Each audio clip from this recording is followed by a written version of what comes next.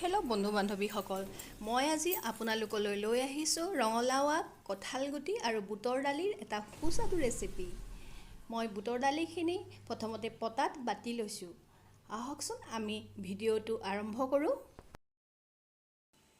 মই ৰঙালাও আগখিনি ভালকৈ ধুই সৰু সৰুকৈ কাটি লৈছোঁ আৰু কঁঠাল গুটি গুচাই লৈছোঁ। তাত এটা আলু দিছোঁ আৰু এটা মান কচু অকণ সৰু সৰুকৈ কাটি অকণমান সোৱাদ অনুযায়ী নিমখ দিছোঁ আৰু এটা কেঁচা জলকীয়া সৰু সৰুকৈ কাটি দিছোঁ।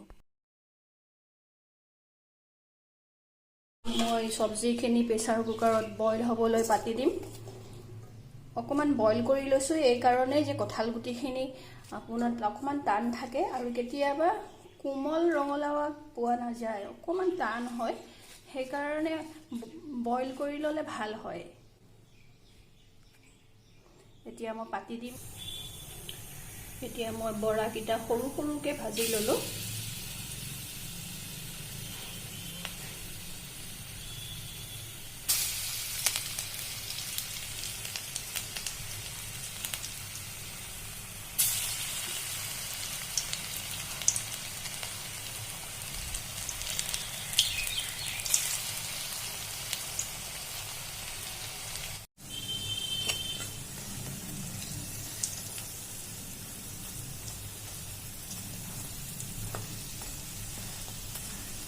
বৰাকেইটা মই ভাজি আছোঁ।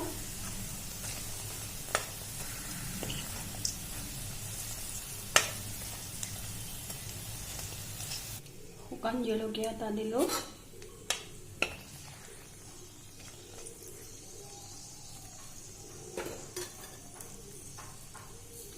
অলপ ক'লা জিৰা ফোৰণ দিলোঁ।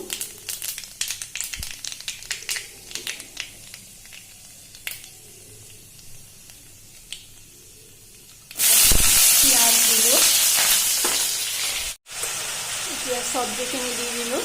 হালধি দিলোঁ, নিমখ দিলোঁ, অকণমান জিৰা গুড়া দিলোঁ।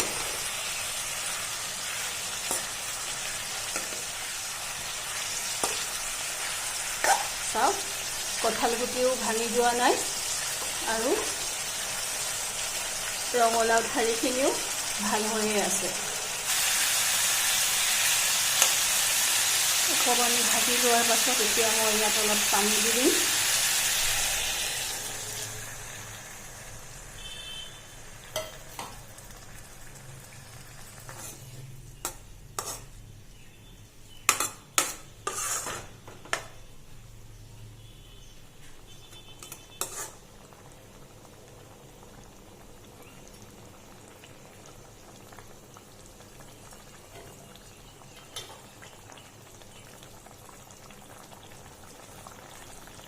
এতিয়া মই ইয়াত আগতে ভাজি ৰখা বুটৰ দালিৰ বৰাকেইটা দি দিম।